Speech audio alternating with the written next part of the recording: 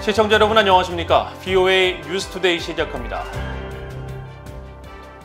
주요 7개국 G7 외교장관들이 북한의 심각한 인권 유린 실태를 우려하고 북한의 불법 대량 살상무기 폐기를 촉구하는 성명을 발표했습니다. 국무부는 한반도의 비핵화가 변함없는 목표라고 강조했습니다. 첫 소식 함지하 기자가 보도합니다. 미국, 영국, 프랑스, 일본 등 주요 7개국 G7 외교장관들과 초청국가인 한국, 호주, 인도 등의 외교장관들은 5일 발표한 공동성명을 통해 북한의 인권과 핵 문제를 정면으로 겨냥하면서 이 문제에 대한 해결 의지를 밝혔습니다. 성명은 북한의 인권 문제를 먼저 거론하면서 우리는 북한 정권의 광범위한 정치범 수용소를 포함한 북한에서의 인권 침해와 유린을 계속 심각하게 우려하고 있다고 지적했습니다. 그러면서 북한 정권이 모두를 위한 인권을 존중하고 관련 유엔 기구들과 협력하며 유엔의 북한 인권 특별 보고관의 접근을 허용할 것과 납북자 문제를 즉시 해결할 것을 촉구한다고 밝혔습니다. 이어 우리는 여전히 북한 내 불안한 인도주의적 상황에 깊이 몰두하고 있으며 이 같은 상황은 북한 정권이 자국민의 복지보다 불법적인 대량 살상무기 WMD와 탄도미사일 프로그램을 우선시하기로 선택한 데 따른 결과라고 지적했습니다.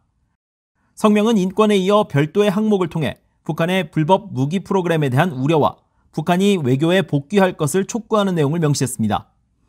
특히 북한은 도발적인 행동을 자제하고 비핵화라는 분명한 목표를 갖고 외교적 과정에 임하기를 촉구한다면서 유엔 안보리 결의에 따라 북한의 모든 불법적인 대량 살상 무기와 탄도미사일 프로그램에 대한 완전하고 검증 가능하며 되돌릴 수 없는 폐기 목표에 여전히 전념하고 있다고 강조했습니다.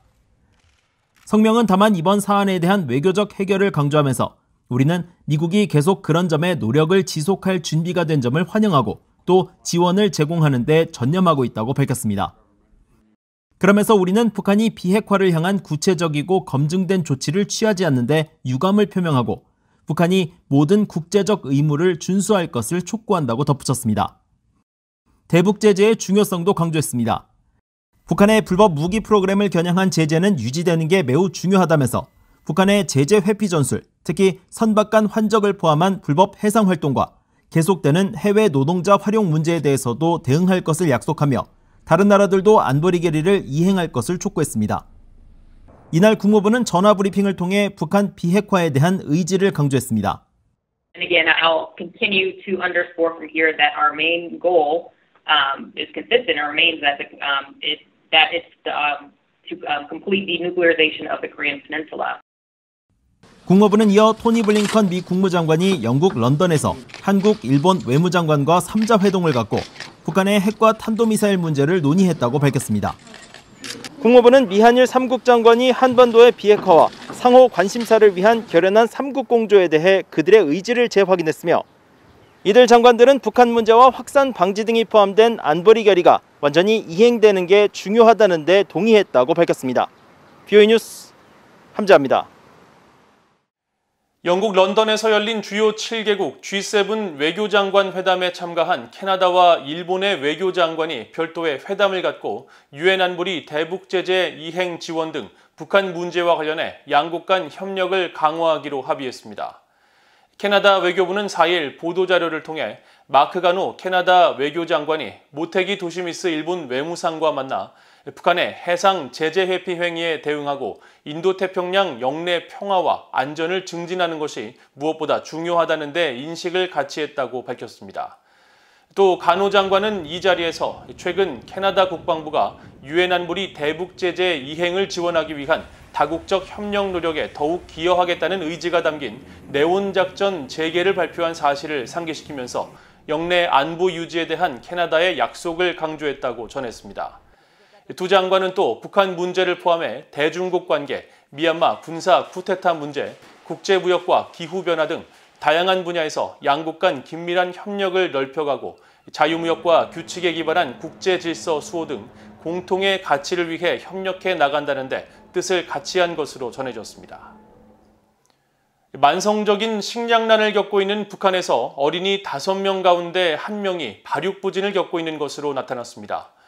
과거보다 상황이 조금 나아진 것으로 파악되기는 하지만 여전히 국제 기준에는 못 미치고 있습니다. 안소영 기자가 취재했습니다.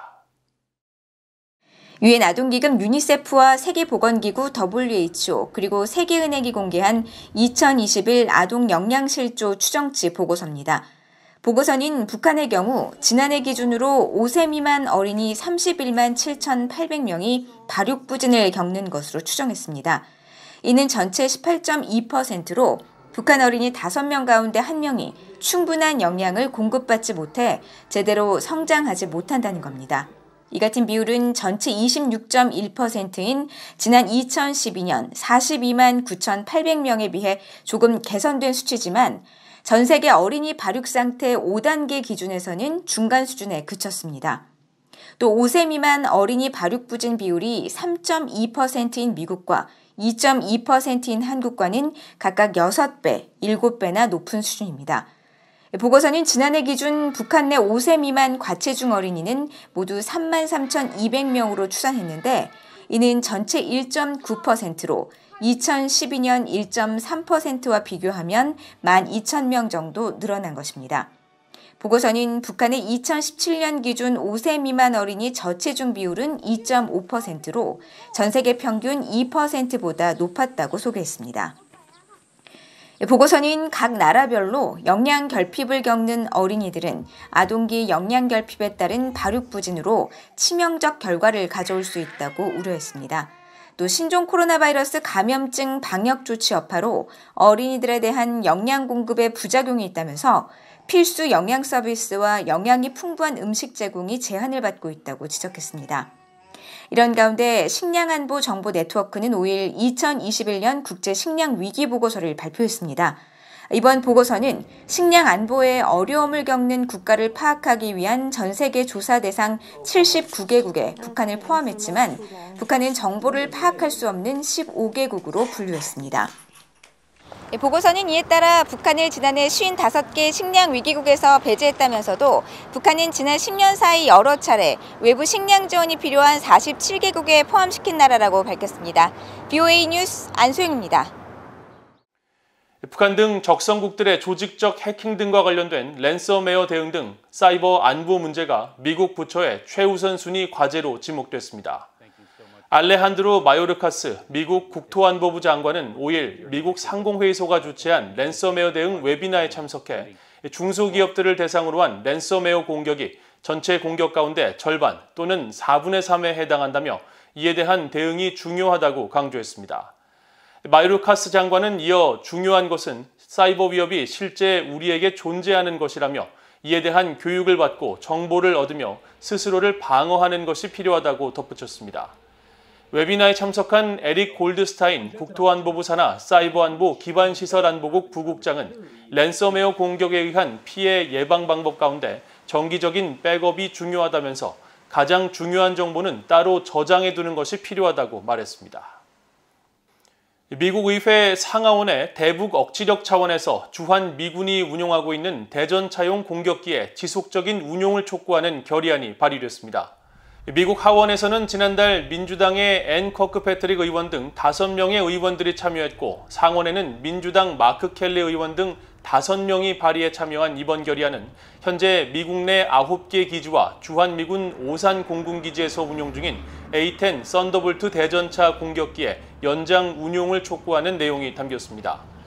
결의안을 대표 발의한 마크 켈리 상원 의원은 성명을 통해 공군 전투기 조종사로 군복무를 했던 경험을 통해 A-10 대전차 공격기가 지상군 보호와 미국 국가안보, 준비태세에 얼마나 중요한지 잘 알고 있다며 가장 효과적이고 효율적인 공격기를 계속 운용해야 한다고 강조했습니다.